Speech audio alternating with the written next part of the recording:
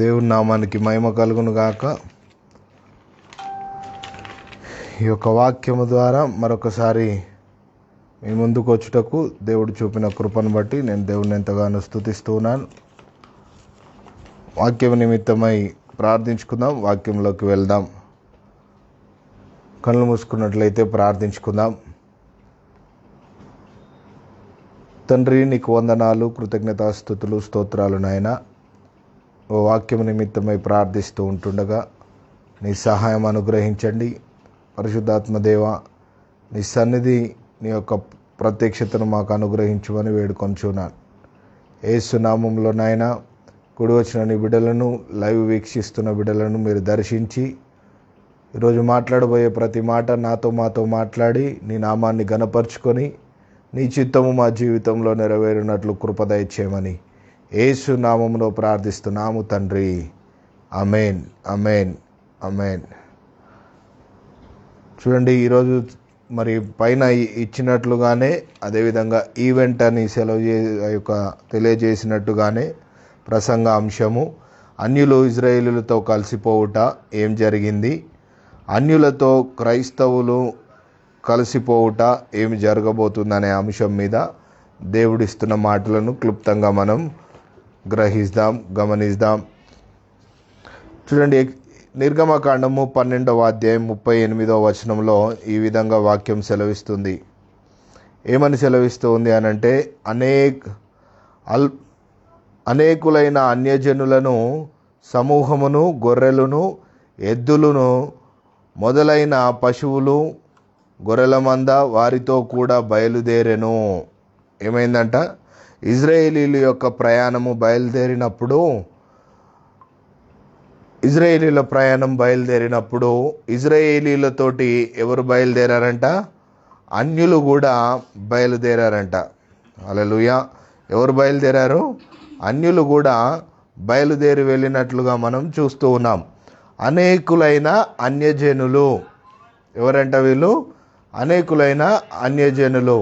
అయితే ఈ ఇజ్రాయేలీలు ఎప్పుడైతే ఆ యొక్క అన్యజనులు ఇజ్రాయేలీలతో ప్రయాణమై బయలుదేరారో, ఆ బయలుదేరినప్పటి నుండి జరిగిన పరిస్థితులను చూస్తే మనము ఇజ్రాయేలీలు బయలుదేరారు, అన్యజనులు కూడా వారితో కూడా బయలుదేరారంట.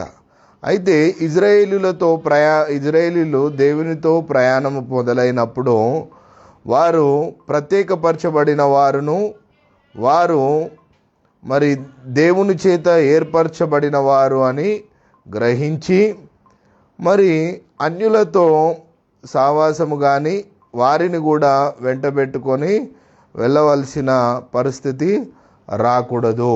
చాలామంది విశ్వాసయాత్ర జీవితాల్లో వారి విశ్వాసయాత్ర ప్రయాణమైనప్పుడు వారు ఏం చేస్తూ ఉంటారంటే, అన్యులతో వారు మరి ఆ యొక్క సహవాసం చేస్తూ దేవునితో కూడా సహవాసం చేయాలని ఆశపడుతూ ఉంటారు. అయితే దేవుడు ఈ ఇజ్రాయేలీలతో అన్యులు సహవాసం చేసినప్పుడు, లేదంటే వారి యొక్క ప్రయాణము మొదలైనప్పుడు చూడండి, చాలా ప్రాముఖ్యంగా కొన్ని సందర్భాల్లో వారి యొక్క అలవాట్లను బట్టి, అన్యుల యొక్క అలవాట్లను బట్టి, అన్యుల యొక్క పద్ధతులను బట్టి ఈ ఇజ్రాయేలీలు వారిని చూసి వీరు టెంప్ట్ అయినట్లుగా, ఉద్రేకపూరితులైనట్లుగా వారిని చూసి వీరి ఆలోచనల్లో, వీరి తలంపులలో పాపయుక్తమైన ఆలోచనలు చేసినట్లుగా మనం బైబిల్లో చూడగలుగుతాం. ఆ మాటలను ఒకసారి చూసినట్లయితే, ఒకసారి ఆ మాటలను గురించి మనం ఏం జరిగిందో చూద్దాం. సంఖ్యాకాండము నెంబర్స్ చాప్టర్ 11 వర్డ్స్ 4 to 9. 4 చూసుకుందాం. మొట్టమొదటిగా 4వ వచనాన్ని చూసుకుందాం. వారి మధ్యనున్న మిశ్రిత జనము మాంసాపేక్ష అధికముగా కనబరచగా ఇజ్రాయేలీలను మరలా ఏడ్చి, మాకెవరు మాంసము పెట్టెదరు? ఐగుప్తులో మేము ఉచితముగా తినిన చేపలను, కీరకాయలను, దోసకాయలను, కురాకులను ఉల్లిపాయలను తెల్లగడ్డలను జ్ఞాపకముకు వచ్చుచున్నవి. ఇప్పుడు మా ప్రాణము సొమ్మసిల్లెను. ఈ మన్నా కాక మా కన్నుల ఎదుట మరేమీ లేదని చెప్పుకొనిరి. ఆ మన్నా కొత్తిమీర గింజ వలె ఉండెను, చూపునకు అది బోలము వలె ఉండెను. జనులు తిరుగుచు దానిని గూర్చుకొని తిరుగుట విసిరి లేక రోట దంచి పెనము మీద కాల్చి రొట్టెలు వేసిరి. దాని రుచి క్రొత్త నూనె రుచి వలె ఉండెను. రాత్రి అందు మంచు పాలెము మీద కురిసినప్పుడు ఆ మన్నా దాని వెంటనే పడెను. చూడండి, దేవాది దేవుడు ఇశ్రాయేలీలకు ఆహారం లేదని దేవాది దేవుడు వారికి సమకూర్చడం మొదలుపెట్టాడు. ఆహారాన్ని ఏ ఆహారాన్ని సమకూర్చాడు అంటే అరణ్య యాత్రలో స్వయంగా పరలోక మన్నాని దేవుడు వారికి సమకూర్చడం మొదలుపెట్టాడు. అయితే ఈ వివరణ ఎందుకు ఇచ్చాను అనంటే, ఈ 4వ వచనంలో ఉన్న ఈ మాట, వారి మధ్యనున్న మిశ్రత జనము అంటే ఎవరయ్యా అంటే వీరు అన్యజనులు అని అర్థం ఇచ్చుచున్నది. హల్లెలూయా. ఎవరంట వీళ్ళు? అన్యజనులు అని అర్థము వస్తూ ఉంది. మిశ్రత జనము అంటే ఎవరు? అన్యజనులు. ఈ అన్యజనులు ఏం చేశారు ఒకసారి చూద్దాం. వారు మాంసాపేక్ష గలవారై అధికముగా కనపరచగా.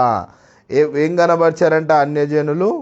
అందుకే బైబిల్ యొక్క ఆరంభ దశలోనే అబ్రహాం అంటాడు, అన్యులతో సహవాసము చేయకుండా తన కుమారుడి వివాహ విషయంలో కూడా దేవుడు స్వయంగా తన ప్రజలతో వివాహం చేయాలని తన యొక్క దాసుని పంపించినట్లుగా మనం చూస్తాం. ఎందుకు అంటే వారి యొక్క పద్ధతి కానీ వారి యొక్క విధానం కానీ వేరుగా ఉంటుంది.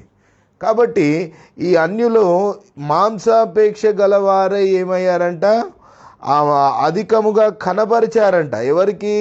ఇజ్రాయేలీలకు కనబరిచారు. వీళ్ళు అన్యులు ఇజ్రాయేలీలతో ప్రయాణం చేస్తూ ఉన్నప్పుడు ఈ ఇజ్రాయేలీలు దేవుని యొక్క ఆ యొక్క మన్నాను తింటూ ఉండాల్సిన ఆ కాలము ఉన్నప్పుడు, దేవునితో సమాధానపరచబడి ఉన్న ఆ సమయంలో ఉన్నప్పుడు వీరు చేయాల్సిన పని ఏంటంటే నిత్యము దేవుని వెతకడమే. కానీ ఏమైంది? ఈ మిశ్రమ జనము అంటే ఈ అన్యజనులు ఏం చేశారంటే మాంసాపేక్షను అధికంగా చూపెట్టారు. వీళ్ళు తింటూ వారికి చూపెట్టినట్లుగా మనము వాక్యంలో గ్రహించవచ్చు. మిశ్రమ జనులు అని అంటే ఎవరు? వీళ్ళు మిశ్రిత జనులు అంటే ఎవరు? అన్యులు అని అర్థం. అయితే ఈ దీన్నే ఇంకొక మాటగా కూడా చెప్పొచ్చు, పేరాశ చెలరేగిందంట. అక్కడ ఏం చెలరేగిందంట? పేరాశ చెలరేగిందంట. ఎందుకంటే మేము అన్యజనులము, మేము ఎక్కడికి పోయినా కూడా మాకంటూ ఒక ఫ్రీడమ్ ఉంది.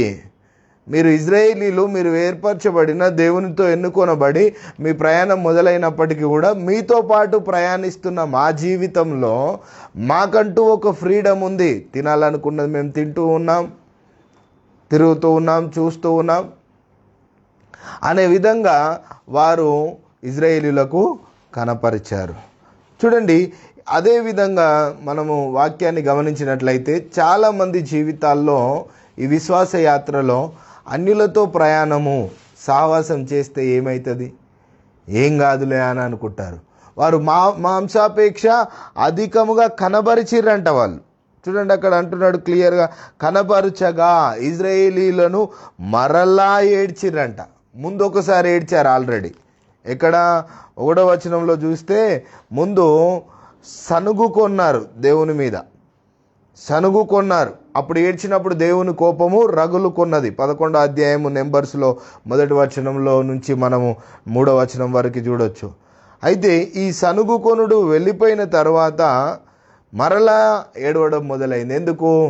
అన్యులు ప్రేరేపించిన దాన్ని బట్టి ఇజ్రాయేలీలు టెంప్ట్ అయిపోతున్నారు. అక్కడ ఇజ్రాయేలీలు పాపానికి లోబడుతూ ఉన్నారు అక్కడ. అందుకే చూడండి, ఒక క్రైస్తవ విశ్వాసి, ఒక విశ్వాసి జీవితంలో తాను తెలుసుకోవాల్సిన చాలా విలువైన ఆ యొక్క మాట ఏంటంటే తన ఆత్మీయ జీవితానికి సంబంధించిన ప్రయాణంలో అన్యులతో సహవాసము చేయకూడదు. ఈ లోకంలో అన్యులతో సహవాసం చేయకూడదు. ఎందుకు అనంటే వారిని వెలుగు దగ్గరికి తీసుకురావాలి, కానీ వారితో నువ్వు సహవాసం చేయడం ద్వారా ఏమవుతుందంటే నీ వెలుగు కాస్త ఏమైపోతుంది, చీకటిగా మారుతుంది. ఎందుకంటే వారికున్న డ్రెస్సింగ్ స్టైల్ కావచ్చు, వారికున్న ఆహార పదార్థాలు కావచ్చు, వారికున్న అలవాట్లు, ఎంజాయ్మెంట్, ఎంటర్టైన్మెంట్ ఈవెంట్స్ కావచ్చు, అవన్నీ చూసినప్పుడు ఈ క్రైస్తవ విశ్వాసికి, ఈ విశ్వాస యాత్రలో ఉన్నవారికి ఏమనిపిస్తుంది అంటే అయ్యో నాకు లేకపాయనే, అయ్యో నా జీవితం ఎందుకు ఇట్లా అయింది. వాళ్ళు చూడు ఎంత ఫ్రీడమ్గా ఉన్నారు, వాళ్ళు చూడు వాళ్ళ యొక్క వస్త్రధారణ చూడు, వాళ్ళు చూడు వాళ్ళ యొక్క ఈవెంట్స్, వారికి జరుగుతున్న సెలబ్రేషన్స్ చూడు, వారి యొక్క ఉత్సవాలను చూడండి అని వాటిని చూసి క్రైస్తవ లోకము విశ్వాస ప్రయాణం ఏమైపోతుందంటే లోకాన్ని అనుసరిస్తున్న యవనస్తులు ఎంతోమంది. హల్లెలూయా. అందుకే అక్కడి నుండి మనము బయటికి రావాలి. చూడండి, దేవుని కోపాగ్నికి వారు వ్యతిరేకంగా రగులుకుంటూ ఉన్నప్పటికీ కూడా, ఎప్పుడైతే సనుక్కున్నారో దేవుని కోపం రగులుకుంటూ ఉన్నప్పుడు కూడా తిరిగి మరలా ఈ ఇజ్రాయేలీలు ఏం చేస్తున్నారు, ప్రశ్నిస్తున్నారు. వారి కోరికలు మాత్రము పగ్గాలు లేకుండా ఉన్నాయి. వారి కోరికలను పగ్గం ఉన్నది ఏం చేస్తుందంటే, పగ్గం అనేది ఇప్పుడు చూడండి, పగ్గము లేని ఆవులు కానీ, జంతువులు ఏదైనా బర్రెలు కానీ లేదంటే దూడలు కానీ పగ్గాలు లేకపోతే అవి ఏమైపోతుంది, వెళ్ళిపోతాయి, ఆగవు, బ్యాలెన్సింగ్ ఉండవు. వాటికి పగ్గం వేసినప్పుడే ఎవరైతే ఆ వ్యక్తి పగ్గం వేస్తాడో, ఎవరైతే ఆ వ్యవసాయకుడు పగ్గం వేస్తాడో ఆ పగ్గాన్ని బట్టి లాగితే అది కంట్రోల్లో ఉంటుంది. అయితే వీళ్ళ జీవితం ఏమైపోయిందంటే పగ్గాలు లేకుండా ఇజ్రాయేలీల జీవితాలు ఉన్నట్లుగా మనం చూస్తున్నాం. అయితే చూడండి, దేవుడు పరలోకం నుండి తనకు అనుగ్రహించిన ఆహారాన్ని కూడా తృణీకరించడానికి వాళ్ళు తెగించారు. అక్కడ గమనించాలి, ఏమైందంట, దేవుడు పరలోకం నుండి ఆహారాన్ని ఇచ్చాడు.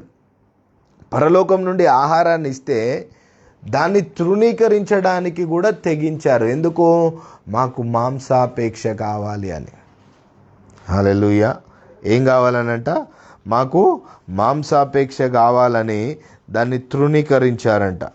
చూద్దామా ఒకసారి, నిర్గమకాండము 16వ అధ్యాయము 31వ వచనం, 14 నుంచి 16.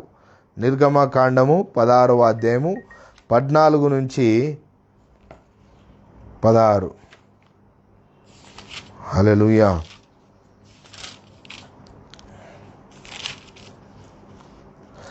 నిర్గమకాండము 16వ అధ్యాయము 14 నుంచి 16 వరకు చూద్దాము. పడిన ఆ మంచు ఎగిరిపోయిన తర్వాత నూగు మంచు వలె సన్నని కణములు అరణ్యపు భూమి మీద కనబడెను.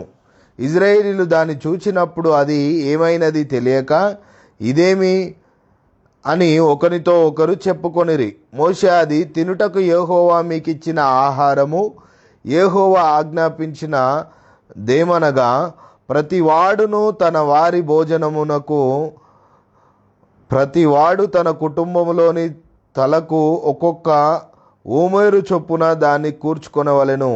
ఒక్కొక్కడు తన గుడారములో నున్న వారి కొరకు కూర్చుకొనవలెను అని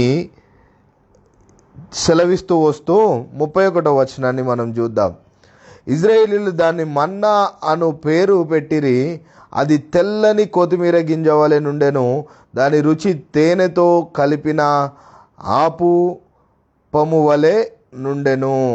చూసారా, దాని రుచిని, దాని యొక్క ఉండే విధానాన్ని అక్కడ దేవుడు బయలుపరుస్తూ వస్తూ ఉన్నాడు. అది తేనెతో కూడిన మంచి ఆ యొక్క ఆహారముగా మరి అక్కడ అది ఉన్నట్లుగా మనము చూస్తూ ఉన్నాం. ద్వితీయోపదేశ కాండం మన్నా ఎట్లా ఉంది, ఎంత విలువైందిగా ఉన్నది అనేది మనకు దేవుడు బయలుపరుస్తూ ఉన్నాడు. ద్వితీయోపదేశ కాండం 8వ అధ్యాయం 3వ వచనం. ద్వితీయోపదేశ కాండం 8వ అధ్యాయం 3వ వచనాన్ని ఒకసారి చూద్దాం. హల్లెలూయా, థ్యాంక్ యూ జీసస్. 8వ అధ్యాయము 3వ వచనాన్ని చూసుకుందాం.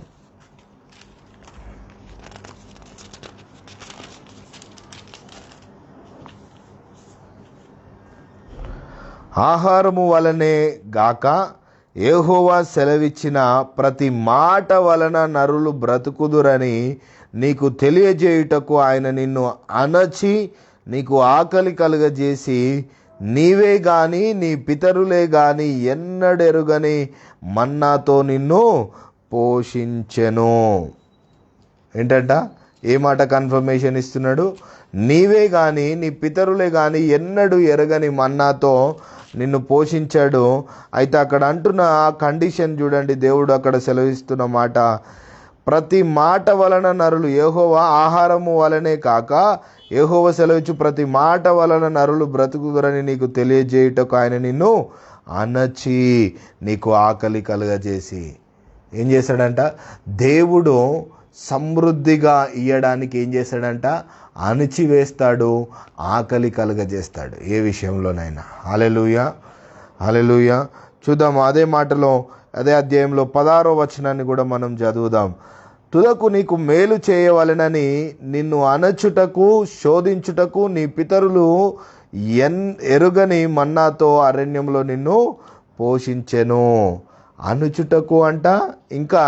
ఇంకొక మాట ఏమంటూ ఉన్నాడు 16వ వచనంలో? శోధించుటకును.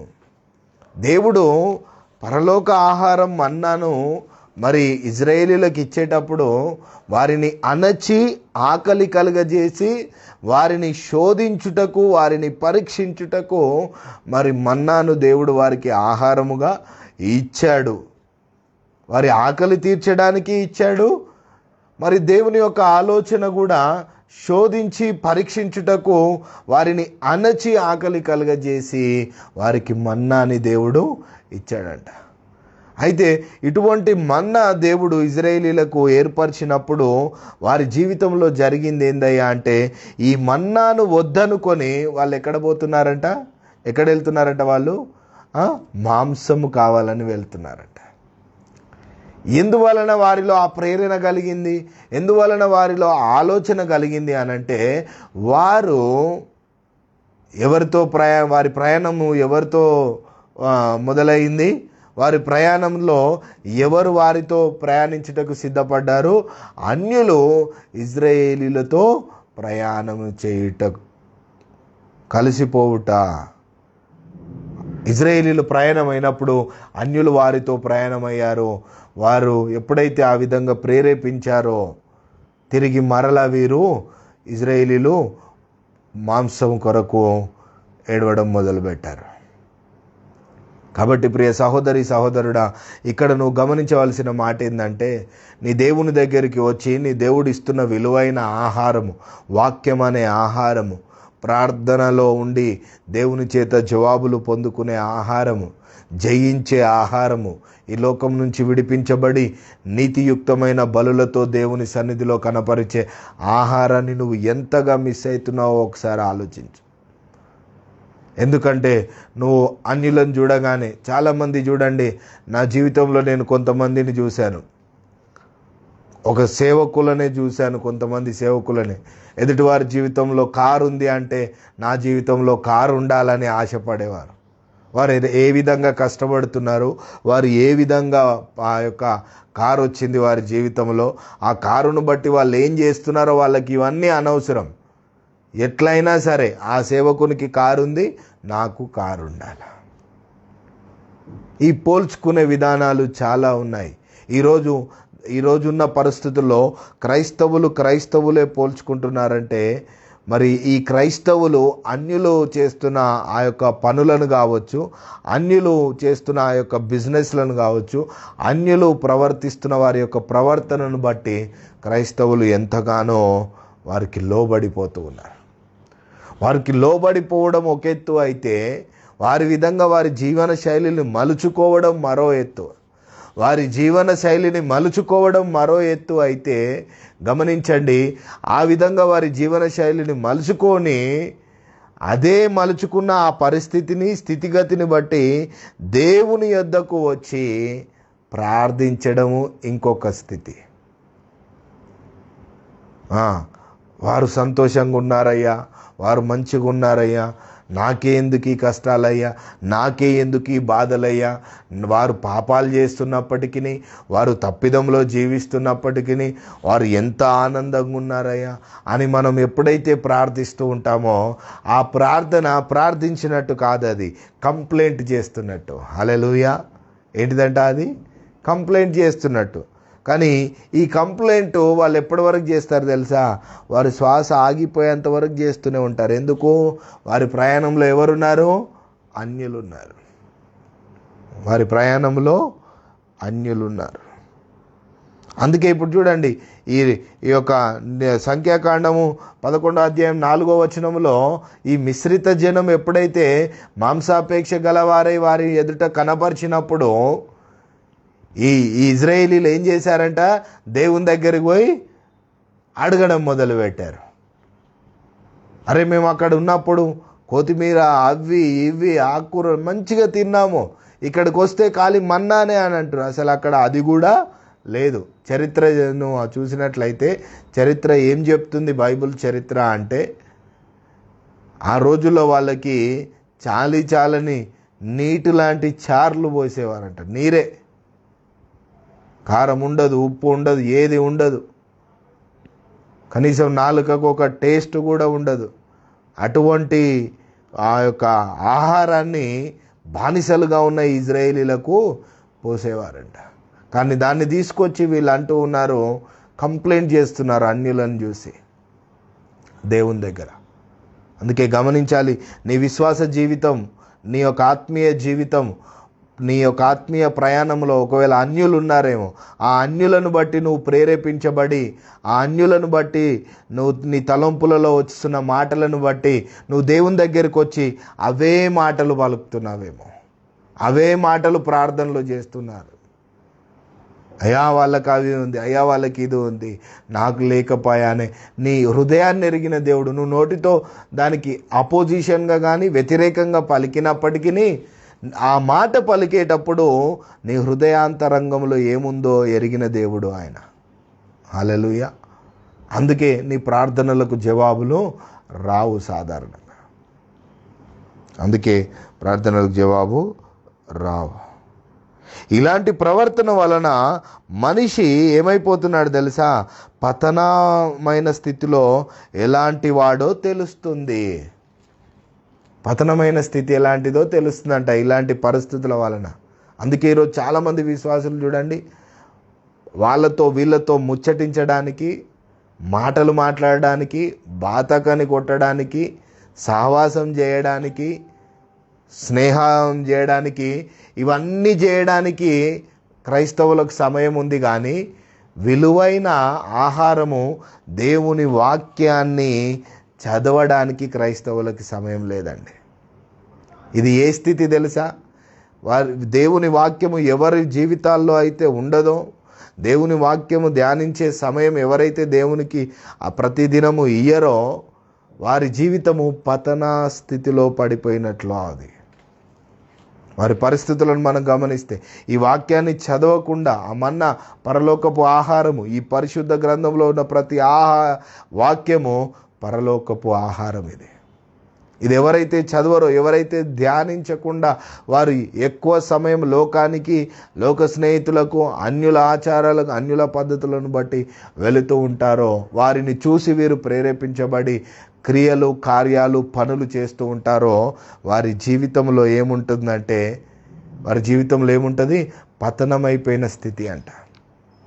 అందుకే ఈ మిశ్రిత జనము మాంసాపేక్ష, నిర్గమకాండం 11వ అధ్యాయం 4వ వచనంలో మాంసాపేక్షను కనబరిచినప్పుడు ఇజ్రాయేలీలు వెంటనే దేవుణ్ణి అడుగుతున్నారు, అయ్యా మాకు మాంసం కావాలని. వాళ్ళు దేన్ని తృణీకరించారో? పరలోకపు ఆహారాన్ని తృణీకరించారు.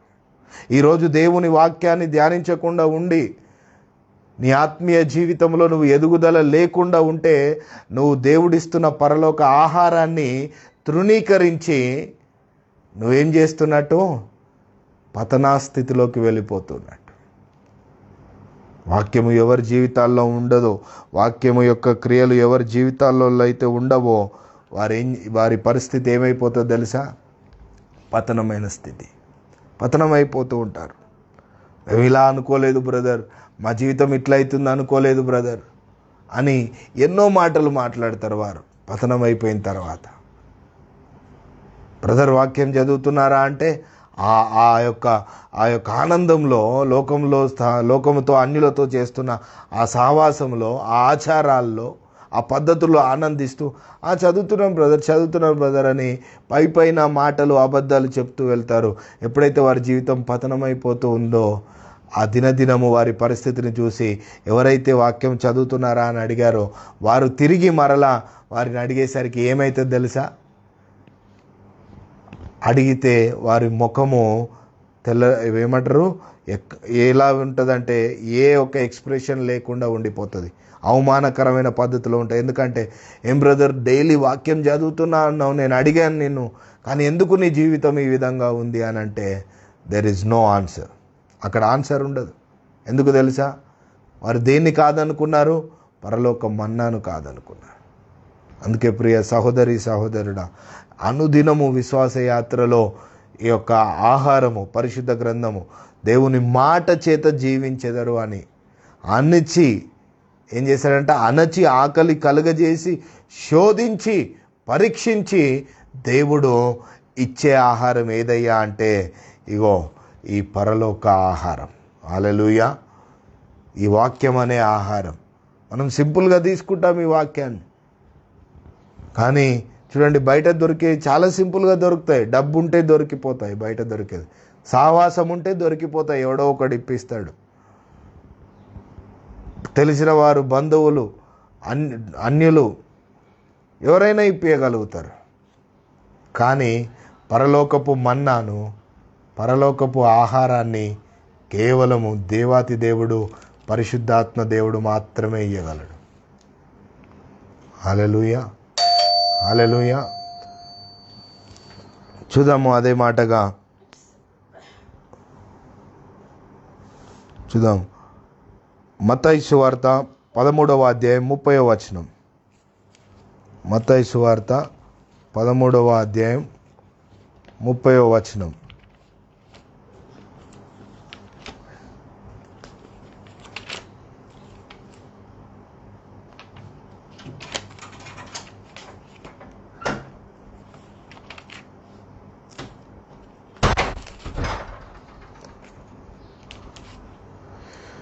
మత్తయి సువార్త 13వ అధ్యాయం 30వ వచనం. హల్లెలూయా.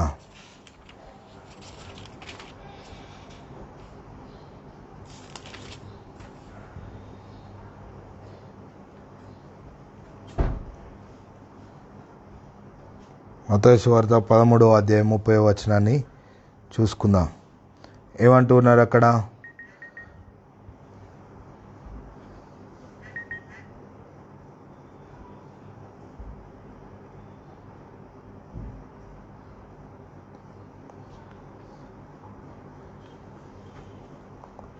కోతకాలము వరకు రెండింటినీ కలిసి ఎదుగగా ఏమైనాయంట? కోతకాలంలో ఏమైందంట? కోతకాలం వరకు రెంటిని కలిసి ఎదుగనీయుడి. కోతకాలమందు గురుగులను ముందుగా కూర్చి వాటిని కాల్చివేయుటకు కట్టెలు కట్టి గోధుమలను నా కొట్టులో చేర్చి పెట్టుడని కోతగాండ్రతో చెప్పుదునెను. ఏమంటుంది దేవుని యొక్క వాక్యము?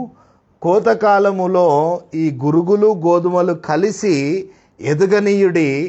అయితే ఎదిగినప్పుడు ప్రియ సహోదరుడా నువ్వు గమనించాలి, ఈ విశ్వాస యాత్రలో ఈ కోతకాలంలో ఆత్మీయ జీవితంలో నిజమైన దేవుణ్ణి ఆరాధిస్తూ వాక్యానికి, ప్రార్థనకు, దేవుని యందు భయభక్తులు కలిగి తన ప్రవర్తనను మార్చుకుంటూ ఉన్న ఈ వీరిలో ఈ కోతకాలం ఎప్పుడైతే వస్తుందో గమనించండి, అప్పుడు ఏమైతే తెలుసా, అన్యులతో సావాసం చేసేవారెవరు, అన్యులతో కలిసి ఉండేవారెవరు, అన్యుల ఆచారాలను పాటించేవారెవరు, ఈ లోకంలో ఉన్న ప్రతీదీ కూడా దేవునికి విరుద్ధమైన క్రియలు చేస్తున్న వారెవరు అనే వాటి మీద దేవుడు ప్రత్యేకమైన శ్రద్ధను ఉంచి అక్కడ దేవుడు ఏం చేస్తాడంటే తెలుసా, గోధుమలు ముందుగా ఆ యొక్క వేరు చేసే కంటే ముందుగా ఈ వాక్యం సెలవిస్తూ ఉన్న ఈ ఉపమానంలో ఉన్న వాక్యం చూడండి, ఈ యుగాంతములో జరగబోయే గొప్ప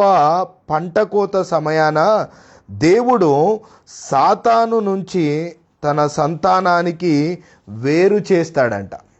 హల్లెలూయా. ఏం చేస్తాడంట, ఈ గోధుమలను, ఈ గురుగులను సంఘముగా దేవుడు పోల్చాడు. ఈ సంఘములో ఉన్న విశ్వాసులను పోల్చాడు.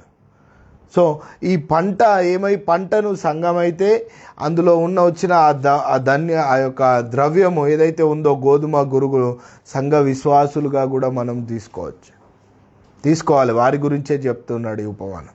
ఎప్పుడైతే ఆ విధంగా చెప్పాడో ఆ వాక్యాన్ని మనం మరలో ఒకసారి అగైన్ ఐ రీడ్, అది చదివినప్పుడు చూడండి ఏం చేస్తాడంటే, అక్కడ కోతకాలం వరకు రెంటిని కలిసి ఎదుగనీయుడి, కోతకాలం అందు గురుగులను ముందుగా కూర్చి. ఎవరిని కూరుస్తాడంట? అందుకే చూడండి, హఠాత్ మరణాలు క్రైస్తవులలో, అవిశ్వాసులలో, విశ్వాసములో బలహీనులలో ఎందుకు వస్తాయి తెలుసా? కోతకాలము మొదలైంది.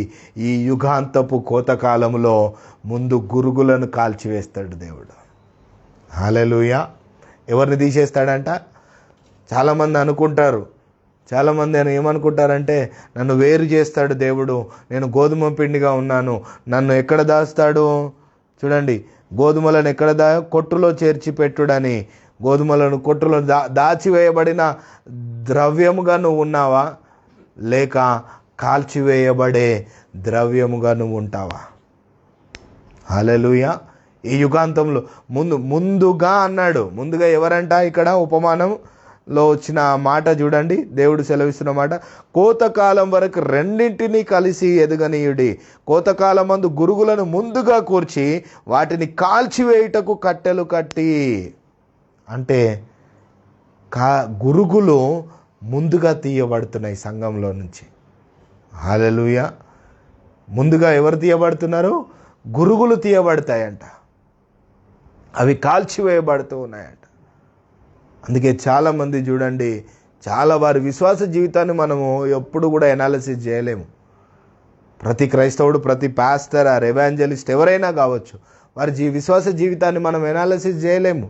వారు బయటికి భక్తిపరులా కనబడుతుండొచ్చు, బయటికి వాక్యాన్ని బోధిస్తుండొచ్చు, మర్మాలను బోధిస్తూ ఉండొచ్చు, కానీ వారి అంతరంగంలో ఈర్ష్య ఉందా, గర్వం ఉందా, హిపోక్రసీ వేషధారణ ఉందా, సంఘంలో ఒకలాగా ఇంటిలో ఒకలాగా ఉన్నారా, వారి పద్ధతులు ఏ విధంగా ఉన్నాయి అనేది కనువిప్పు లేని ప్రజలుగా, కనువిప్పు లేని దైవజనులుగా, కనువిప్పు లేని పరిచారకులుగా, కనువిప్పు లేని విశ్వాసులుగా ఎంతమంది అయితే ఉన్నారో వారిని మనం చూడవచ్చు. చాలామంది దేవుడు ఏం చేసేస్తున్నాడు? కాల్చివేయటకు గురుగులను ముందుగా సిద్ధపరుస్తూ ఉన్నాడంట. ఈ యుగాంతంలో గురుగులను ముందుగా సిద్ధపరుస్తూ వస్తూ ఉన్నాడు. చూడండి, అక్కడ ఈ యుగాంతంలో జరగబోయే గొప్ప పంట కోత సమయాన దేవుడు సాతాను సంతానం నుంచి తన సంతానాన్ని వేరు చేస్తాడు. ఏం చేస్తాడంట? వేరు చేస్తాడు. వీలైతే దాన్ని రాసుకోండి, లేదంటే అది చదవడానికి తర్వాత అయినా చూడొచ్చు. దీని వివరణ మత్తయి సువార్త 25వ అధ్యాయము 31 నుంచి 46 వరకు కూడా దీని వివరణ మనం గమనించవచ్చు. అయితే సాతాను సంతానాన్ని మొదట పోగు చేస్తున్న విషయాన్ని గమనించండి. పంట కోతలో ఫలితార్థం ఇదే. హల్లెలూయా. ఒక పొలంలో పంటను కోస్తూ ఉన్నప్పుడు గోధుమలు గురుగులు కలిసి ఎదిగినప్పుడు దాని యొక్క ఆ పంట కోతలో ఫలితార్థం ఏందయ్యా అంటే గురుగులను కాల్చివేయడమే. సో సంగమా, విశ్వాస యాత్రలో ఉన్న ప్రతి జనులు గమనించాలా, మొదటగా ఎవరు కాల్చివేయబడతారు? గురుగులు కాల్చివేయబడబోతూ ఉన్నాయి.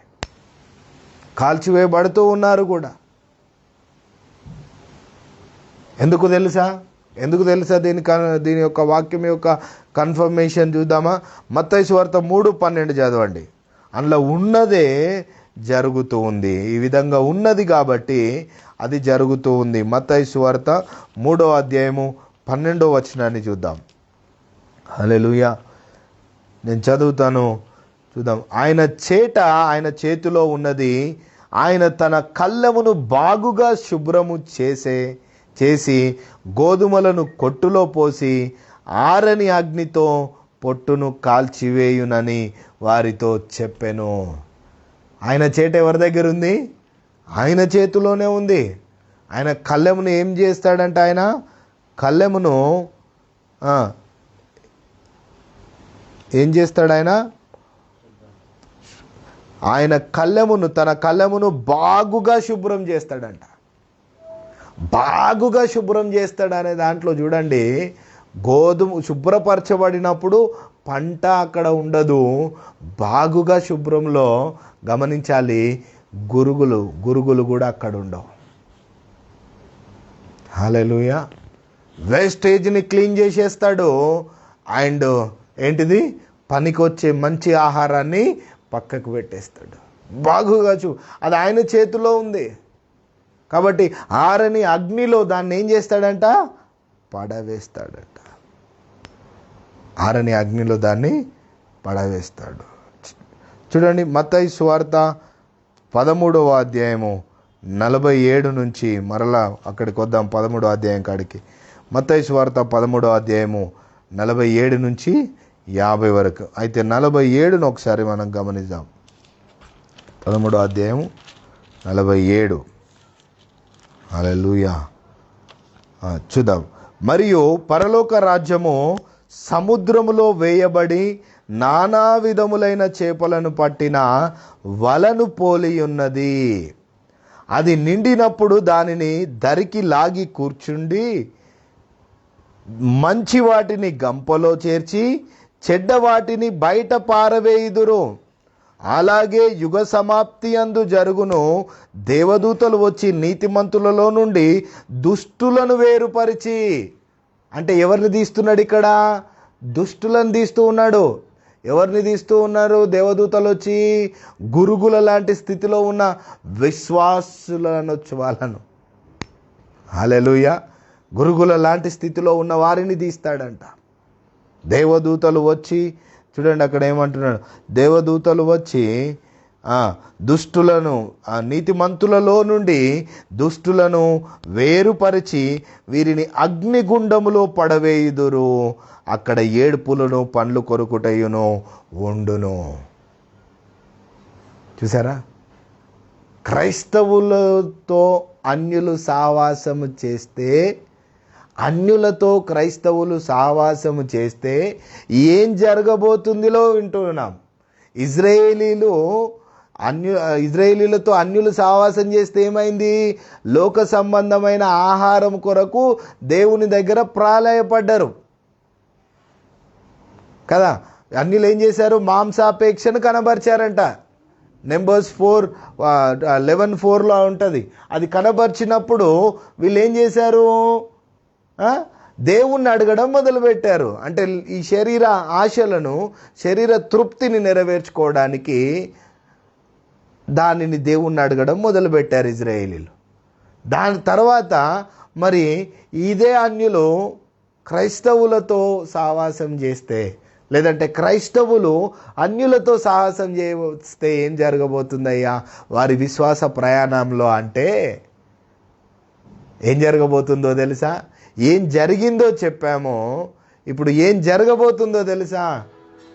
దుష్టులను నీతిమంతులలో నుండి వేరుపరిచి ఆరని అగ్నిలో పడవేయబోతున్నాడు దేవుడు. హల్లెలూయా, హల్లెలూయా. ఏంటిదంట? ఆరని అగ్నిలో పడవేయబోతున్నాడు దేవుడు. చూడండి ఆ మాటను. అందుకే పరలోక రాజ్యము సముద్రంలో వేయబడిన నానా విధములైన చేపలు పట్టిన వలను. చూడండి, ఈ వల అనగానే చాలామందికి ఒక ఆలోచన వస్తుంది.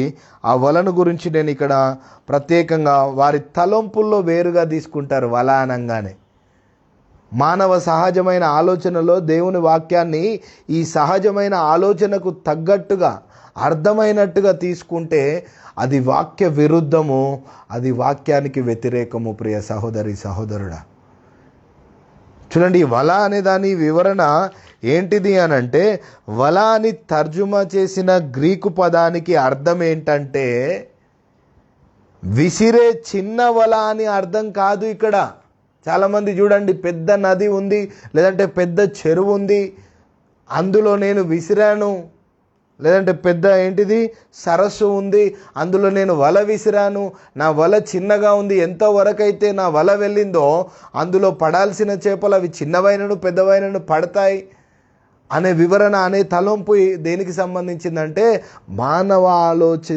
ఆలోచనలకు తలంచింది. అది దేవుని ఆలోచనలకు అతీతంగా మానవ ఆలోచనలకు తలంచినది ఆ ఆలోచన.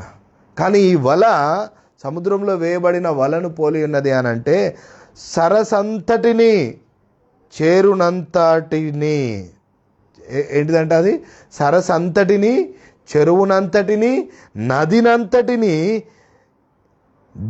దేవినట్టు లాక్కు వెళ్ళే పెద్ద వల అని గ్రహించాలి క్రైస్తవులు. హల్లెలూయా. దేవినట్టు అంటే ఏంటిది? లోతులో నుంచి తీసినట్టు. దేవినట్టు అంటే ఏంటిది? లోతులో నుంచి. లేకున్నా దేవి దేవి వేశారు. అప్పుడు ఊర్లలో అంటుండే, మా చిన్నప్పుడు గిన్నెను దేవి దేవి తిన్నారు అని అంటుండే. అంటే ఏంటిది? ఆ గిన్నె వంట వండిన ఆహారం అంట, అది మాడు అయినప్పటికీ కూడా దాన్ని కంప్లీట్గా దేవి, దాంట్లో మంచిది ఉన్నంత వరకు కూడా దేవి దేవి వేసుకొని తిన్నారు అని చెప్పేవారు. కుటుంబం పెద్దగా ఉంటే సరిపోనప్పుడు అది ఉన్న అంత అంచుల వరకు లాగి లాగి వడ్డించేవారు. దానిని దేవి అని అర్థం వస్తుంది అన్నమాట. ఇందులో చాలా పెద్ద మొత్తం చేపలు పడతాయి. అంటే సరస్సులోను, చెరువులోను, నది ఎంతవరకు అయితే ఉంటుందో అంత కంప్లీట్ ఆక్యుపై చేసే వల ఇది. అందులో ఉన్న ప్రతి చేప, చిన్న పెద్ద ప్రతి చేప పడుతుంది. అయితే అది కంప్లీట్ దేవినట్లుగా కంప్లీట్ తీసిన తర్వాత ఏం జరుగుతుంది అని అంటే, అక్కడ ఆ వలలో నుంచి బయటికి వేసిన తర్వాత మంచి వాటిని ఒకవైపు, చెడ్డ వాటిని ఏం చేస్తాడంట 47వ వచనం, మరియు పరలోక రాజ్యం సముద్రంలో వేయబడిన నానా విధములైన చేపలను పట్టిన వలను పోలి ఉన్నది. అది నిండినప్పుడు దానిని దరికి లాగి కూర్చుండి మంచి వాటిని గంపలో చేర్చి చెడ్డ వాటిని బయట పారవేయుదురు. సో దేవుడు కూడా అదే పని చేయబోతున్నాడు. ఈ లోకం అనే సముద్రం కావచ్చు, ఈ లోకం అనే నది కావచ్చు, ఈ లోకం అనే సరస్సు కావచ్చు, వల వేశాడు దేవుడు. ఏ వల? అది సువార్త వలను వేశాడు. హల్లెలూయా. ఏం వల వేశాడు ఆయన? సువార్త వలను వేసి దాని ద్వారా ఇక ఉన్న ప్రతి ప్రజలను లాగుతూ ఉన్నాడు. ఎందుకు? సువార్త తెలియని ప్రజలు ఈ టెక్నాలజీ, ఈ జనరేషన్ బట్టి ఎక్కడనో మారుమూల ప్రాంతాల్లో కొంతమంది ఉండొచ్చు, కానీ అది చాలా కొద్ది మంది కావచ్చు. కానీ బట్ ఆఫ్టర్ 2021 ఇయర్స్ ఏంటిదంట? Before 2021 years Jesus came to this earth, but after 2021 years gospel go to this completely earth. ఏమైపోయింది? ఇవాళ వేయబడింది. ఈ లోకం పైన తన ప్రాణం పెట్టినప్పుడే సువార్త వలను వేసేశాడు దేవుడు. తన రక్తము కార్చినప్పుడే సువార్త వలను వేసేశాడు దేవుడు. ఇక లాగడమే సిద్ధంగా ఉంది. అది లాగి ఈ యుగాంతంలో దాంట్లో నుండి దేవుడు ఏం తీయబోతున్నాడు తెలుసా? మంచి వాటిని చెడ్డ వాటిని తీయబోతూ ఉన్నాడు. దేవదూతలను పంపి నీతిమంతులలో నుండి దుష్టులను లాగి నరకాగ్నిలో వేయబోతున్నాడు. హల్లెలూయా. వేర్ యు వర్ దేవదూత వచ్చి పట్టుకుని లాగి తీసుకెళ్లేలాగా ఉన్నావా? నీతిమంతుల్లో నిలబెట్టే విధంలో ఉన్నావా? Where you are. ప్రియ సహోదరి సహోదరుడా, గమనించు ఎక్కడున్నావో. ఇది గోధుమలు కలుపు మొక్కలు ఉదాహరణకు పోలి ఉంది. అయితే కొన్ని తేడాలు కూడా ఉన్నాయి. ఈ కాలంలో పరిస్థితులు ఏ విధంగా క్రమక్రమంగా చివరిదాకా మారుతూ వస్తాయో ఆ ఉదాహరణలో ఉంది. ఈ ఉదాహరణ అయితే ఎలాగో తెలియకుండా శుభవార్త వలలో పడి, చూసారా ఎక్కడ పడి క్రైస్తవులు లాగిపడ్డారంట? సువార్త వలలో పడి క్రైస్తవులు ఈడవబడ్డారని వారి గురించి చెప్తున్నాడు దేవుడు. హల్లెలూయా. ఎక్కడ? సువార్త వలలో పడి ఈడవబడ్డారంట క్రైస్తవులు, వారి గురించి చెప్తున్నాడు. ఇక్కడ కూడా ఈ కాలంలో మంచివారిని చెడ్డవారిని వేరు చేయడం మనుషులకు సాధ్యము కాదని గమనించాలి. హల్లెలూయా. ఈ సంఘంలో వీళ్ళు చెడ్డవాళ్ళండి, వీళ్ళు మంచి వాళ్ళండి అని చూడండి, వారికి దూరం అవుతారు చాలామంది విశ్వాసులు, సేవకులు, పరిచారకులు, ఇంకా పాస్టర్లు కూడా ఏమవుతారంట? దూరం అవుతారు. వారికి ఏమవుతారు? దూరం అవుతారు వారికి. అందుకే గమనించి, ఇక్కడ కూడా ఈ కాలంలో మంచివారిని చెడ్డవారిని వేరు చేయడము మనుషులకు సాధ్యము కాదని గమనించాలి. మన వల్ల కాదది, కానీ దేవుడు దానిని చేస్తాడు. అందుకే మనం గమనించాల్సిన మాట ఏంటంటే, సంఘాల్లో నాయకులు, విశ్వాసులు తమ స్థానిక సంఘాల్లో భయభక్తులు లేని వారు దుర్మార్గులు సభ్యులుగా ఉండకుండా ప్రయత్నాలు చేయాలి. ప్రయత్నం చేయడం మాత్రమే మనం చేయాల్సింది, ప్రార్థన అండ్ ప్రయత్నం. సంఘాల్లో వారు సభ్యులుగా, అధిపతులుగా, అధికారులుగా, సంఘ పెద్దలుగా ఇటువంటి కార్యాలు చేసేవారు ఉండకూడదు.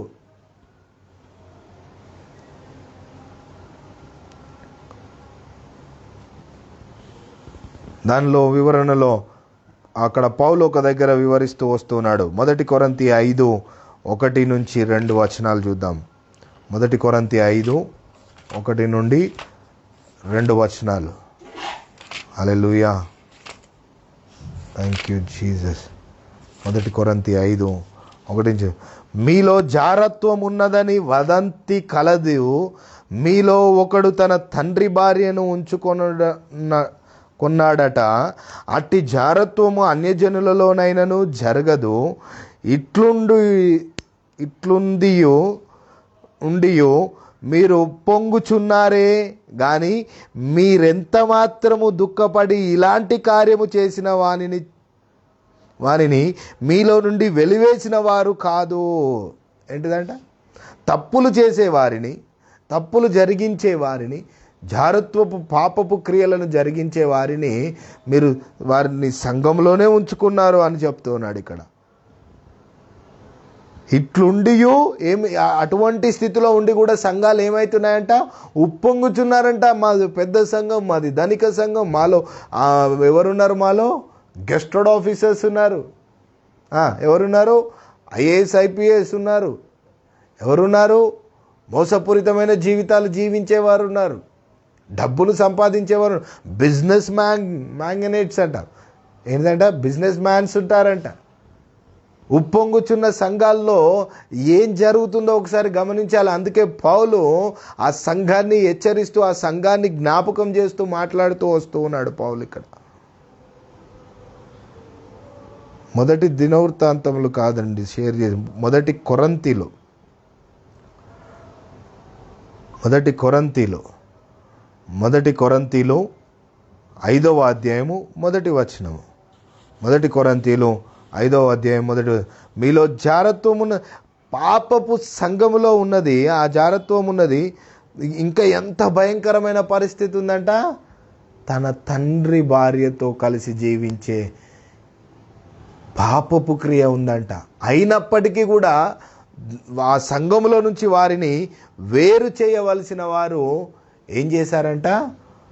దానిని పట్టించుకోకుండా ఉప్పొంగుచున్నారంట. చూడండి, అట్టి జారత్వమును అన్ని జనులోనైనా జరగదు. అంత భయంకరమైనది ఎక్కడుంది? సంఘంలో ఉంది. అంత భయంకరమైనది సంఘములో ఉంది. 1 కొరింథీ 5:1-2 చూద్దాం. 2వ వచనం ఇట్లుండి మీరు ఉప్పొంగుచున్నారే గాని మీరెంత మాత్రము దుఃఖపడి ఇట్టి కార్యములు చేసిన వారిని మీలో నుండి వెలివేసిన వారు కారు.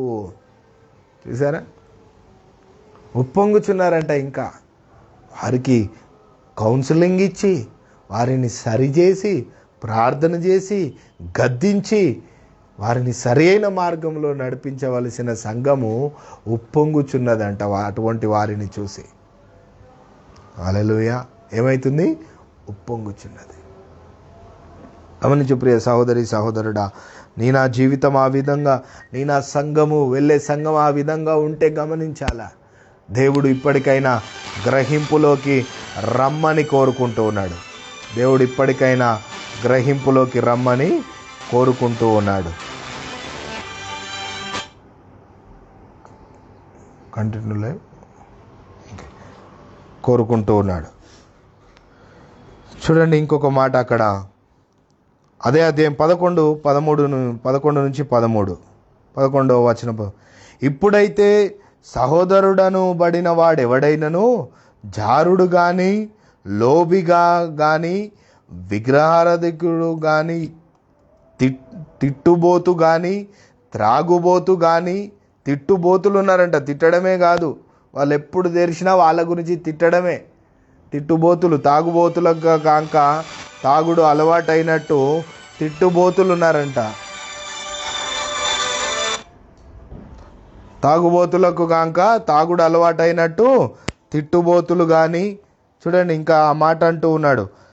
త్రాగుబోతులు కానీ, దోచుకొనువారు కానీ అయ్యున్న ఎడల అట్టి వానితో సాంగత్యము చేయకూడదు, భుజింపను కూడదని మీకు రాయిచున్నాను. ఏం చేయొద్దంట? సాంగత్యం చేయొద్దు, భుజించకూడదు. వెలుపలి వారికి తీర్పు తీర్చుట నాకేలా. ఏంటిదంట? వెలుపలి వారికి దేవుడే తీర్పు తీర్చును కానీ మీరు లోపటి వారికి తీర్పు తీర్చువారు గనుక ఆ దుర్మార్గుని మీలో నుండి వెలువేయుడి. వెలుపటి వారికి తీర్పు తీర్చే అధికారం ఎవరికి లేదంట? పౌలుకు లేదంట అక్కడ. కానీ ఈ లోపలున్న వారికి తీర్పు తీర్చవచ్చంట. హల్లెలూయా. ఈ లోపల ఉన్నవారు ఎవరికి తీర్పు తీర్చవచ్చు? లోపల ఉన్న వారికి తీర్పు. దానికే ఇంకొక మాట కూడా ఉంది. తిమోతికి రాసిన 3వ అధ్యాయం 1-5 వరకు కూడా మనం చూడొచ్చు. తిమోతికి రాసిన పత్రిక 3వ అధ్యాయం 1-5 నేను ఖాళీ చదువుతాను, సమయం లేదు కాబట్టి చదివి ఇంకా ముందుకెళ్ళి నేను ముగించాలని ఆశపడుతూ ఉన్నాను.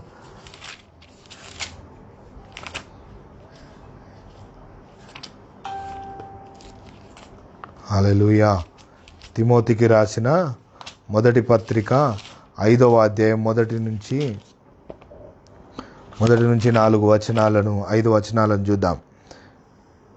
3వ అధ్యాయం తిమోతికి రాసిన మొదటి పత్రిక 3వ అధ్యాయము 3వ అధ్యాయము 1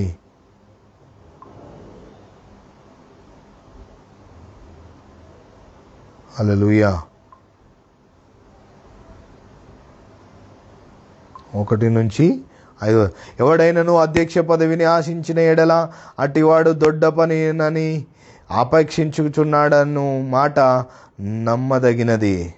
అధ్యక్షుడగు వాడు నిందారహితుడును, ఏకపత్ని పురుషుడును, మిత అనుభవనుడును, స్వస్థబుద్ధి గలవాడును, మర్యాదస్తుడును, అతిథి ప్రియుడును, బోధింపదగిన వాడునై ఉండి మద్యపానియు కొట్టువాడును కాక సాత్వికుడును, జగడమాడని వాడును, ధనాపేక్ష లేని వాడునై సంపూర్ణ మాన్యత కలిగి తన పిల్లలను స్వాధీనపరుచుకొనుచు తన ఇంటి వారిని బాగుగా ఏలువాడునై ఉండవలెను. తిమోతిలో ఈ విధంగా సంఘపు యొక్క జీవితము ఏ విధంగా ఉండాలని పౌలు స్పష్టంగా సెలవిచ్చాడు. అయితే మొత్తానికి ఏ తప్పు లేకుండా ఇలాంటిది పూర్తి చేయడము అసాధ్యమవుతుంది. ఏ తప్పు లేకుండా పూర్తి చేయడము అసాధ్యమవుతుంది అనంట. అందుకే ఒకసారి గమనించండి, ఇక్కడ అంటూ ఉన్నాడు, ఏమంటున్నాడో తెలుసా? ఎందుకు ఆ మాట అన్నాడో తెలుసా? యేసుప్రభు ఈ లోకంలో ఉన్నప్పుడు యేసుప్రభు 12 మంది శిష్యులలో ఒకడు ఏం చేశాడంట? 12 మంది శిష్యులలో ఒకడు యూదా ఇస్కరియోతు ఉన్నాడు కదా. ఏది సాఫీగా పోదండి. సంఘము దేవునితో సావాసములో, దేవునితో పరిచర్య చేసి పరిచారకులుగా ఉన్న శిష్యులలో కూడా ఒకడు ఏమైపోయాడంట? తప్పిపోయాడు.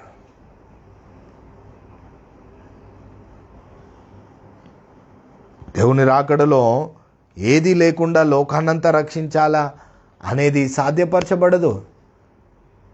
ఎందుకంటే 12 మందిలో ఒకడు ఏమయ్యాడంట? ఇస్కరియోతు యూదా ఉన్నాడంట. అయితే అక్కడ అంటున్నాడు, ఆ తర్వాత క్రీస్తు రాయబారులు చివరి రోజుల్లో సంఘాల్లోకి దుర్మార్గులు ప్రవేశిస్తారని హెచ్చరించారు. అక్కడ క్రీస్తు రాయబారులు ఎవరు? పౌలు. క్రీస్తు రాయబారులు ఎవరు? పేతురు, యోహాను, యాకోబులు. వారి ద్వారా తెలియజేయబడ్డది ఏంటి తెలుసా? దుర్మార్గులు సంఘములో చివరి రోజుల్లో ఎవరు వస్తారంట? దుర్మార్గులు సంఘములోకి వస్తారని తెలియజేయబడింది అక్కడ. చూద్దామా? అపోస్తుల కార్యములు 20వ అధ్యాయం 23-30. అపోస్తుల కార్యం 20వ అధ్యాయం కాలి చదువుదాము. అగైన్ దేవుడు సమయాన్ని ఇస్తే ఐ ఎక్స్ప్లెయిన్ ఇట్, బట్ కాలి చదువుదాం తెలుసుకోవడానికి. 20వ అధ్యాయము ఎన్ని నుంచి అంట? అపోస్తుల కార్యం 20వ అధ్యాయం 23 నుంచి 30. 23 నుంచి 30. బంధకములను శ్రమలను నా కొరకు కాచుకొని ఉన్నవని పరిశుద్ధాత్మ ప్రతి పట్టణములోనూ నాకు సాక్ష్యమిచ్చుచున్నాడని తెలియను. అయితే దేవుని కృప సువార్తను గూర్చి సాక్ష్యమిచ్చుటయందు నా పరుగును నేను ప్రభువైన యేసు వలన పొందిన పరిచర్యను తుదముట్టించవలనని నా ప్రాణమునకు నాకెంత మాత్రమును ప్రియమైనదిగా ఎంచుకొనలేదు. ఇదిగో దేవుని రాజ్యమును గూర్చి ప్రకటించుచు నేను మీ మధ్యను సంచరించుచుంటిని. మీలో ఎవరునూ ఇక మీదట నా ముఖము చూడరని నాకిప్పుడు తెలియను. కాబట్టి మీలో ఎవరి నాశనము విషయమైనను నేను దోషిని కానని నేడు మీకు సాక్ష్యము పెట్టుచున్నాను. దేవుని సంకల్పమంతయు మీకు తెలుపకుండా నేనేమియూ దాచుకొనలేదు. దేవుడు తన స్వరక్తమిచ్చి సంపాదించిన తన సంఘమును కాయుటకు పరిశుద్ధాత్మ మిమ్మును దేని యందు అధ్యక్షునిగా ఉంచెనో ఆ యావత్తు మందను గూర్చి మీ మట్టుకు మిమ్మును గూర్చి జాగ్రత్తగా ఉండుడి. నేను వెళ్ళిపోయిన తర్వాత క్రూరమైన తోడేళ్ళు ఏంటి అంట? ఆయన వెళ్ళిపోయిన తర్వాత సంఘములో ఆ చివరి రోజుల్లో, ఈ చివరి రోజులలో ఎవరు వస్తారంట? నేను వెళ్ళిపోయిన తర్వాత క్రూరమైన తోడేళ్ళు మీలో ప్రవేశించుడని నాకు తెలియను. వారు మందను కనికరింపరు, మరియు శిశువులను తమ వెంట ఈడ్చుకొని పోవాలనని వంకర మాటలు పలుకు మనుషులు మీలో నుండి బయలుదేరుదురు. అంత్యదినాల్లో ఎవరు వస్తారంట సంఘంలోకి? దుష్టులు, వంకర మార్గమున క్రూరమైన తోడేళ్ల వంటి స్వభావము కలిగిన వారు. వాళ్ళు ఎవరిని ఈడ్చుకుపోవాలని చూస్తారంట? ప్రవేశించి వారు మందను అస్సలు కనికరించరంట. వారు శిశువులను తమ వెంట ఈడ్చుకొని పోవాలని, ఎవరైతే కాపరులు ఉన్నారో వారిని కూడా తమ వెంట ఈడ్చుకొని పోవడానికి వారు ప్రయత్నిస్తారంట. చూద్దాం 2 తిమోతి 4వ అధ్యాయం 3 నుంచి 4 వచనాలు. 2 తిమోతి 4వ అధ్యాయము 3 నుంచి 4 వచనాలు. Thank you Jesus. 2 తిమోతి 4వ అధ్యాయం 3 నుంచి 4.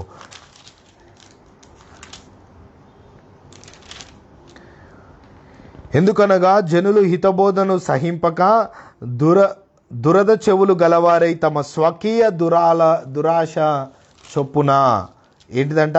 హితబోధను సహించరంట. వారు సహింపక తమ స్వకీయ దురాశలకు అనుకూలమైన బోధలకు తమ కొరకు పోగు చేసుకొని సత్యమునకు చెవినీయక కల్పనా కథల వైపునకు తిరుగు కాలము వచ్చును. ఏమైందంట? కల్పనా కాలమునకు తిరుగు కాలం వచ్చిందంట. వచ్చును అని భక్తులు చెప్తూ ఉన్నారు. తిమోతికి రాసిన పత్రికలో పౌలు చెప్తూ ఉన్నాడు.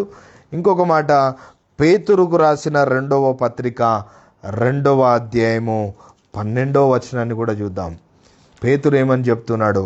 పేతురు రాసిన 2వ పత్రిక 2వ అధ్యాయం 12వ వచనాన్ని, వారైతే పట్టబడి చంపబడుటకే స్వభావ సిద్ధముగా పుట్టిన వివేక శూన్యములగు మృగము వలె ఉండి. దేని కొరకు పట్టబడుతున్నారంట వారు? పట్టబడి చంపబడుటకే స్వభావం సిద్ధముగా పుట్టిన వివేక శూన్యములగు మృగము వలె ఉండి తమకు తెలియని విషయములను గూర్చి దూషించుచు తమ దుష్ప్రవర్తనకు ప్రతిఫలముగా హాని అనుభవించుచు తాము చేయు నాశనముతోనే తామే నాశనము పొందుదురు. చూసారా ఏం జరగబోతుంది? క్రైస్తవులతో అన్యులు సావాసం చేస్తే, అన్యులతో క్రైస్తవులు సావాసం చేస్తే, this is the word of God says. Again I read, వారైతే పట్టబడి చంపబడుటకే స్వభావ సిద్ధముగా పుట్టిన వివేక శూన్యములకు మృగము వలె ఉన్నారంట. ఉండి వివేక శూన్యము అల్లది మృగము వంటి వారంట. వారు పట్టబడ్డ దేనికి? సువార్త వలలో. లిజన్, సువార్త వలలో వారు పట్టబడ్డ దేనికి? చంపబడుటకే అంట. హల్లెలూయా. దేనికంట? చంపబడడానికి వారు పట్టబడ్డారంట. వారు వివేక శూన్యులు అంట. వివేక శూన్యులు. అక్కడ అంటున్నాడు, ఇంకొక మాట అంటున్నాడు చూడండి,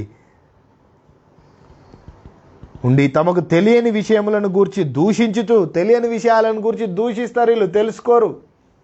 దేవుని వాక్యంలో ఏదైనా ప్రత్యక్షత, ఏదైనా వాక్ విడుదలవుతూ ఉంటే దాన్ని తీసుకోలేరు వీళ్ళు.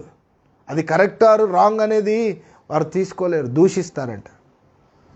తెలియని విషయాల గురించి దూషించు తమ దుష్ప్రవర్తనకు ప్రతిఫలముగా హానిని అనుభవించుచు. ఏం అనుభవిస్తారంట? వారి దుష్ప్రవర్తన ఉంటుంది, దానికి ప్రతిఫలం ఏమొస్తుందంట? హాని. వారి మంచి ప్రవర్తన క్షేమకరం వస్తుంది, వారి దుష్ప్రవర్తన ఏమొస్తుందంట? వారికి హానిని అనుభవించుచు తాము చేయు నాశనముతోనే తామే నాశనము పొందుదురు. ఎస్, వారు ఏ నాశనమునైతే చేస్తూ ఉన్నారో అది తామే పోతూ ఉంటారంట. సంఘాల్లో చాలామంది సంఘాన్ని, సంఘ సేవను, సంఘ పరిచర్యను అడ్డుకున్నవారు, ఆపాలనుకున్నవారు, సంఘంలో ఉన్నవారు ఈరోజు ఎంతోమంది ఈ భూగర్భంలో కలిసిపోయారు. బయట వాళ్ళు కాదు వీళ్ళు, లోపటి వాళ్ళే. సంఘ నాయకుడు, సంఘ చేత నమ్మకమైన పరిచారకునిగా, సేవకునిగా ఉండి తను ప్రభు సేవలో నిద్రించినప్పుడు మిగతా ఉన్నవారు సంఘంలో ఉన్నవారే. ఈ దుష్క్రియలు, దుష్ప్రవర్తన ద్వారా, ఈ నాశనపు క్రియల ద్వారా వారినే నాశనంలోకి నడిపించుకున్నారు. ఈ విధంగా భూగర్భంలో, కాలగర్భంలో కలిసిపోయిన వారు ఎంతోమంది. ప్రియ దేవుని బిడ్డలారా, ఏం జరగబోతుంది తెలుసా? ఇదే జరుగుతుంది. ఏం జరగబోతుంది తెలుసా? దేవదూతలు వచ్చినప్పుడు క్రైస్తవులలోనే, విశ్వాసులలోనే ఎవరుంటారంట? చెడ్డవారు ఉన్నారంట, దుష్టులు ఉన్నారంట. వారిని తీసుకెళ్ళి ఎక్కడేస్తుందంట దేవదూత? నరకాగ్నిలో పడవేస్తుంది. నీతిమంతులను ఎక్కడ పెడతాడంట? తొట్టిలో దాచి పెడతాడు. ఈ తొట్టి దేనికి సాదృశ్యంగా ఉంది తెలుసా? పరలోక రాజ్యానికి సాదృశ్యంగా ఉంది. తొట్టి చేయబడి, అందంగా అలంకరింపబడి నూతన యెరూషలేమునకు సాదృశ్యంగా ఉంది. Where you are the righteous man, where you are the righteous man, you are under the presence of God, under the will of God. దేవుని యొక్క సన్నిధిలో ఉన్నావా నీతిమంతుడా? ఎక్కడున్నావు? దేవుని యొక్క ఆ యొక్క తొట్టిలో పెట్టబడే ఒక నీతిమంతుడిగా నీవు ఉన్నావా? దేవుని యొక్క చిత్తములో నీవు ఉన్నావా? Where you were, God send them their angels. God send them angels. ఆయన యొక్క దూతలను పంపినప్పుడు నువ్వు ఎక్కడ కనబడతావో ఒకసారి గమనించు. Where you were. నువ్వు ఒక దుష్టుడిగా కనబడితే అయ్యో, అది చాలా భయంకరం. ఈ సువార్త వలలో నువ్వు పడ్డ తర్వాత నువ్వు ఒక దుష్టుడిగా కనబడకూడదు, నువ్వు ఒక రైచియస్ మ్యాన్, నీతిమంతుడిగా కనబడాలి. You are not a evil man, you are a righteous man. You are not a earthly man, you are a righteous man. You are not a false man, you are a truth way man, righteous man. నువ్వు అబద్ధికుడివి కాదు, నువ్వు వేషధారివి కాదు, నువ్వు ఆ యొక్క దుష్టుడివి కాదు, నువ్వు నీతిమంతుడివి, నువ్వు యథార్థవంతుడివి, నీవు సత్యము నెరిగిన వాడవు. అందుకే సంగమా, ఇప్పటికైనా కళ్ళు తెరవాలని దేవుడు మనతో మాట్లాడుతూ ఉన్నాడు. అందుకే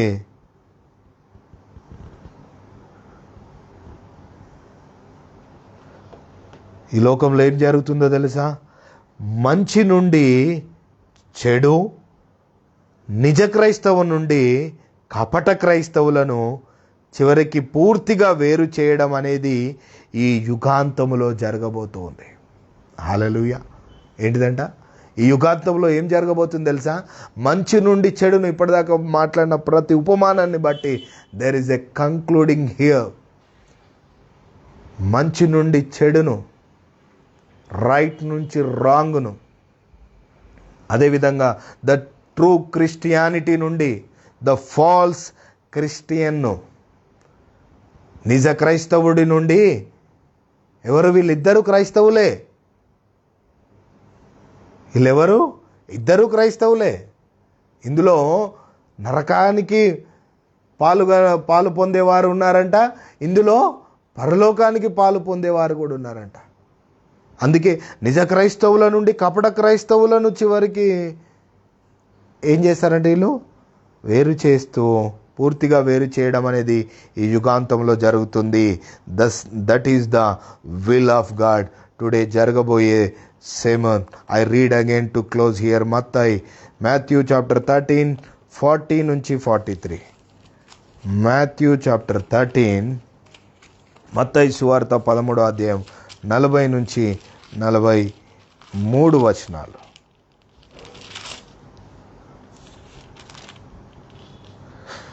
గురుగులు ఎలాగూ కూర్చబడి అగ్నిలో కాల్చివేయబడునో అలాగునే యుగ సమాప్తి యందు జరుగును. There is a word that is the truth word. There is a word that is the power word. There is a word, there is a fulfillness word. అక్కడ ఒక వాక్యం ఉంది, అది సంపూర్ణమైనది. అక్కడ ఒక వాక్యం ఉంది, అది సత్యమైనది. అక్కడ ఒక వాక్యం ఉంది, అది జరగవలసినది, అది జరగబోయేది. ద లాస్ట్ డేస్, ఈ చివరి రోజుల్లో అది జరగబోయేది. That's why the Holy Spirit God speak to us, speak to you in directly war. దేవుడు ఏం చేస్తున్నాడు? మనతో మాట్లాడుతూ, అందుకే దేవుడు మనతో మాట్లాడుతూ డైరెక్ట్గా దేవుడు మనల్ని వార్న్ చేస్తూ ఉన్నాడు, వార్ చేస్తూ ఉన్నాడు. ఇది ఒక గొడవగా నీలో నాలో ఒక బీజాన్ని విత్తుతూ ఉన్నాడు. లాస్ట్ డేస్ ఇదే జరగబోతుంది. లాస్ట్ డేస్లో క్రైస్తవ లోకమా, జనాంగమా, ఇకనైనా మేలుకో. Wake up call. This is a wake-up call. Every Christian believer and every Christian church. This is the wake-up call. దేవుడు లేపుతున్న ఈ యొక్క పిలుపు ఇది. నిద్రలో ఉన్నావేమో, మేల్కోలేని స్థితిలో ఉన్నావేమో, దేవుడు లేపుతూ ఉన్నాడు నిన్ను. వేకప్. ఇప్పటికైనా ఆలస్యమైంది లేదు. జరిగిపోయింది, ఎంతో జరిగిపోయింది. But let be prepared the true way. Let be prepared the righteous way. Let be prepared the holy. Meet your holy God. Let be prepared the sacrifice of God. ఏంటట? దేవుడు మన కొరకు చేసిన త్యాగం, చేసిన ఆ దేవుణ్ణి కలుసుకోవడానికి, దేవుని యొక్క ప్రత్యక్షతను అనుగ్రహించడానికి మన జీవితాన్ని ప్రిపేర్ చేసుకోవాలా, మన జీవితాన్ని సిద్ధపరచుకోవాలా. 41 మనుష్య కుమారుడు తన దూతలను పంపును, వారు ఆయన రాజ్యములో నుండి ఆటంకములగు సకలమైన వాటిని, ఇంతకుముందు దుష్టులు అన్నాడు, ఇక్కడ ఆటంకపు పరిచేవారు ఉంటారు సంఘాల్లో. నేను చెప్పిందే కరెక్ట్ బ్రదర్, నేను అనేదే సరైంది బ్రదర్, ఇదే రైట్ బ్రదర్ అనుకొని ఎంతోమంది వారి యొక్క వ్యాధ్యాలను నెరవేర్చాలని చూస్తూ ఉంటారు. ఆటంకములగు సకలమైన వాటిని, దుర్నీతి పరులను సమకూర్చి అగ్నిగుండములో పడవేయుదురు, అక్కడ ఏడ్పులను పండ్లు కొరుకుటయును ఉండును. అప్పుడు నీతిమంతులు తమ తండ్రి రాజ్యంలో సూర్యుని వలె తేజరిల్లుదురు. చెవులు గలవాడు వినుగాక. ఎప్పుడంట? ఆటంకపరిచే వారిని, దుర్నీతి పరులను తీసుకెళ్ళి నరకములో పడివేసిన తర్వాత నీతిమంతులను తీసుకెళ్ళి దేవుని చెంత చేర్చబడిన తర్వాత తమ తండ్రి రాజ్యంలో సూర్యుని వలె తేజరిల్లుదురు. చెవులు గలవాడు వినుగాక. ఆమేన్. Church listen, church listen, church listen. You have to hears. నీకంటూ ఒక చెవులున్నాయా? ప్రకటన గ్రంథంలో 7 సంఘాల గురించి ఆయన చెప్తూ అంటాడు, చెవులు గలవాడు వినుగాక, చెవులు గలవాడు వినుగాక. There is a repeated word before the revolution. హల్లెలూయా. ప్రకటన గ్రంథానికి ముందుగా ఈ మత్తయి సువార్తలోనే ఈ వచ్చిన మాట రిపీట్ అయినట్టుగా మనం చూస్తూ ఉన్నాం. అందుకే అంటున్నాడు ఇక్కడ, చెవులు గలవాడు వినుగాక. The true gospel. ఆటంకపరిచేవాడు, దుష్టులు, దుష్టక్రియలు చేసేవారు, దుర్నీతి పరులను నరకంలో పడవేసి నీతిమంతులను దేవుని దగ్గర చేరుస్తారు. ఎక్కడ వెళ్ళిపోయిందండి గాస్పల్? ఈరోజు దేవుని దగ్గరికి చేరేది ముందు వెళ్తుంది, ఆ భ్రమ ముందుకెళ్ళిపోతూ ఉంది. అందుకే కళ్ళు మూసుకుందాం, ప్రార్థించుదాం. దేవుని యొక్క కార్యాన్ని బట్టి దేవుని స్తుతిస్తూ close here. Thank you Lord. Yes, ఏం జరగబోతుంది, ఏం జరిగింది? ఇజ్రాయేలీలు, కళ్ళు మూసుకుందాం, ప్రార్థించుకుందాం. అన్యులు ఇజ్రాయేలీలతో ప్రయాణమైనప్పుడు వారు మాంసాపేక్షకు ప్రేరేపింపబడ్డారు, దేవుణ్ణి శోధించినట్లుగా ఉంది. అదేవిధంగా క్రైస్తవులతో అన్యులు ఎప్పుడైతే ఈ విధంగా వారిని ప్రేరేపిస్తూ ఉన్నారో, వారేం జరుగుతుంది వారి జీవితంలో? క్రైస్తవులతో అన్యులు ప్రేరేపింపబడ్డప్పుడు, అన్యులు ప్రయాణిస్తున్నప్పుడు, అన్యులు సావాసం చేస్తున్నప్పుడు, క్రైస్తవులు అన్యులతో సావాసం చేస్తున్నప్పుడు వారి జీవితంలో ఏం జరగబోతుందంటే, the day is coming, the last days is coming. ఆ యొక్క చివరి దినాల్లో మనం ఉన్నాము. ఈ చివరి దినాల్లో, ఇంకా రాబోతున్న దినాల్లో కూడా మనము ఏం జరగబోతుందంటే, వారు నరకానికి పాత్రులుగా చేయబడబోతూ ఉన్నారు. ఇప్పటికైనా ప్రతి ఒక్కరు గమనించి, ప్రతి ఒక్కరు గ్రహించి, వాక్యపు యొక్క ప్రత్యక్షతను వారు అనుగ్రహించి, వారి అనుగ్రహంలో దేవుని యొక్క అనుగ్రహాన్ని అనుగ్రహిస్తూ, తండ్రి నీకు వందనాలు, కృతజ్ఞతాస్తుతులు, స్తోత్రాలు నాయన. ఏం జరగబోతుందో నువ్వు మాట్లాడావు, ఏం జరుగుతుందో నువ్వు సెలవిచ్చావు, ఏం జరిగిందో ఏం జరగబోతుందో అని. లార్డ్, ఈ వాక్యం విన్న మా జీవితాల్లో గ్రహింపు కలిగి, ప్రత్యక్షత కలిగి, ఈ వాక్యాన్ని దూరం చేసుకుంటే భ్రష్టమైన పరిస్థితిలో వెళ్ళిపోతున్నారు తండ్రి అని నీ వాక్యం ఈ విధంగా అయితే సెలవిచ్చి ఉన్నదో తండ్రి, ఈ రోజు నుంచి ఈ పరలోకపు మన్నా కంటే విలువైన నీ వాక్యం, జీవపు వాక్యాన్ని ప్రతిరోజు ధ్యానించుటకు, ప్రతిరోజు నాయన నేను చదువుటకు, ధ్యానించి దాన్ని అవలంబించుకొని నా జీవితంలో దాన్ని ఒక మాదిరిగా చూపెట్టుకొనుటకు కృప చూపమని ప్రతి ఒక్కరు ఇక్కడ కూడి ఉన్నవారు, ఈ లైవ్ వీక్షిస్తున్నవారు, ఈ లైవ్లో నాయన ఓపెన్ చేసి వెళ్ళిపోవడం కాకుండా ఈ విలువైన వాక్యాన్ని, బలమైన వాక్యాన్ని బలముగా ప్రకటింపబడుతూ వారి జీవితాల్లో గొప్ప కార్యాలు చేయలాగున కృప అనుగ్రహించమని, సమాధానం అనుగ్రహించమని, నెమ్మదిని అనుగ్రహించమని, బలోపేతము చేయి నాయన పరిశుద్ధాత్మదేవా, నీ బలోపేతము చేత మేము బలమొందుదుము గాక అని.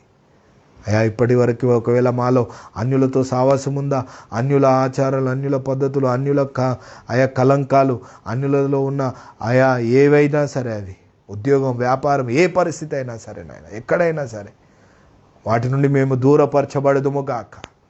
నీ చిత్తానుసారంగా మేము బ్రతుకుదుము గాక. అట్టి కృపను, అట్టి ప్రత్యక్షతను మా జీవితంలో నీవు అనుగ్రహిస్తున్నందుకే నీకు వందనాలు చెల్లిస్తూ యేసు నామములో ప్రార్థిస్తున్నాము తండ్రి.